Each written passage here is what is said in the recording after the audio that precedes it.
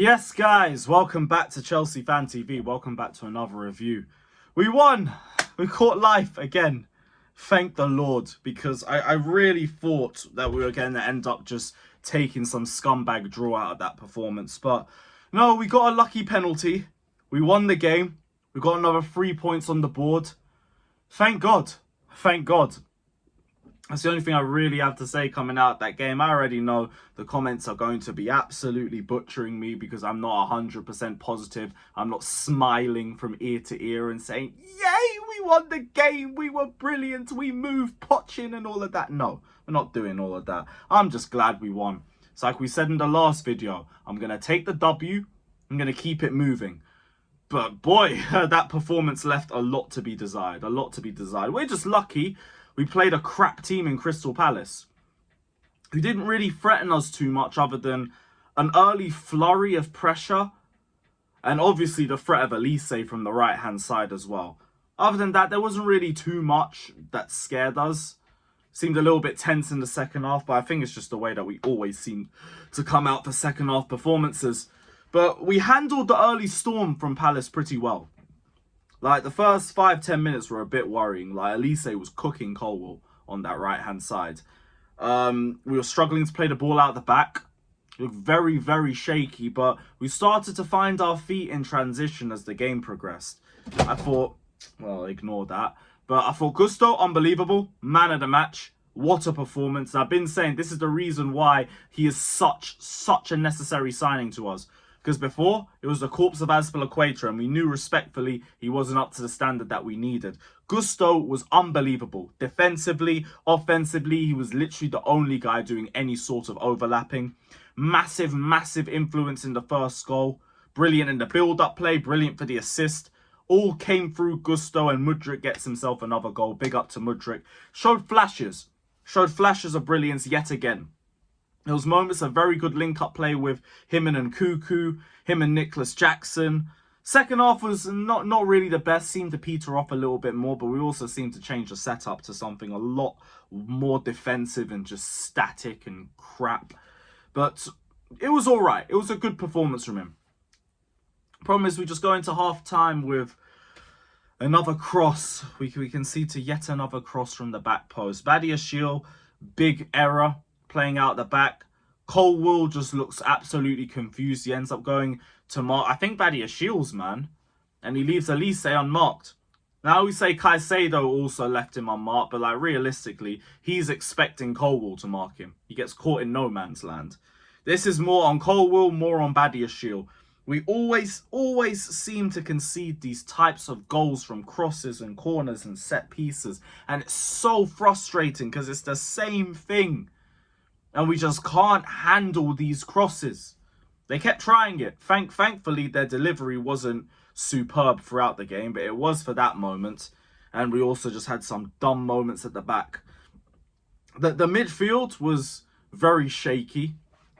Gallagher, I don't understand the gaslighting that I'm seeing about his performances. This guy literally did nothing but pass backwards for a full 90.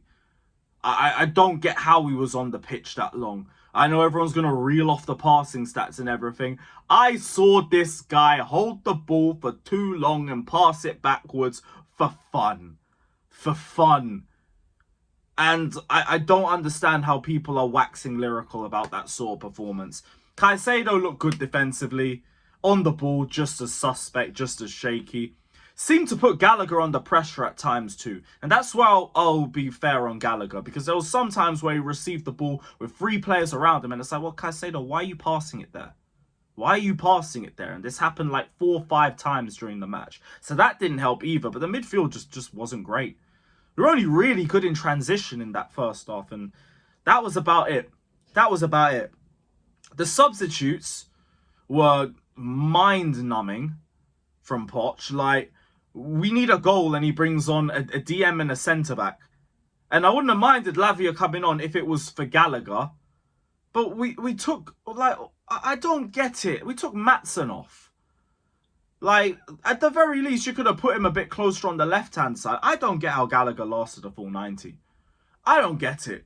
We need a goal and you bring on a DM and a centre-back. Like, figure that shit out. The way we were playing was just slow and lethargic again, and then because of that, we have to put fucking Gallagher in the 10, who literally has contributed next to nothing, and we're putting Nkunku out onto the right and just nullifying him. Just absolutely nullifying him. Like, we are lucky we only faced Crystal Palace. We really need to call it what it is. And I know all you men are going to cry in the comment section saying, oh, we won, just be happy. Shut the fuck up and stop lowering the standards of this football club. Because the performance, yet again, wasn't up to scratch. We just caught life. We caught life. I'm glad I saw a few bits of transitional play that looked good on the eye. That's about it.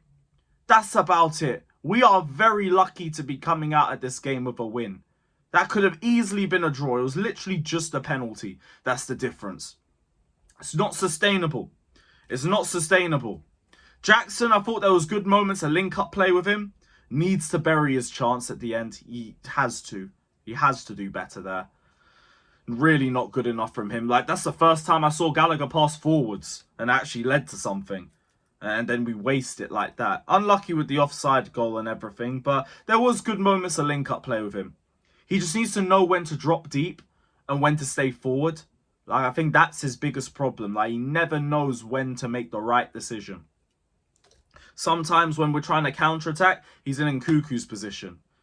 Sometimes, like, when he goes forward, he's offside half the time. So he really needs to figure out that side of his game. Big up to Madueke, though. Big up to Madueke for saving Chelsea. The one guy who Poch has barely opted to use this season is the one that might have saved his job. How poetic. Needs to be utilised more. Really needs to be utilised more. And for the next game, I wouldn't mind seeing Palmer, Nkunku, Mudryk and Madueke. I want to see something a little bit fresh. Like, I don't want to say it, so I'll say it a bit quietly, but like, low-key think we might have been a bit better going forward without Sterling. I don't want to say it too tough because like, we know he brings G&A and everything, but he can be very, very frustrating. And I remember speaking with Rance earlier about it. It's like when the experienced players aren't pulling their weight, it impacts everybody else around them. So I like to see how the youth cook by themselves. I want to see that. Let me know if you agree or disagree with me down in the comment section below. But we won, thankfully. Like, our streak at home continues. We're slowly turning the bridge back into a fortress. We have a good run of games, like I keep saying. Capitalize on it. Just capitalize on it, man. We can climb up the table so easily, but we keep dropping points left, right, and centre. So please, let's build on this for once. For once. But yeah, big up, people. Up the Chelsea.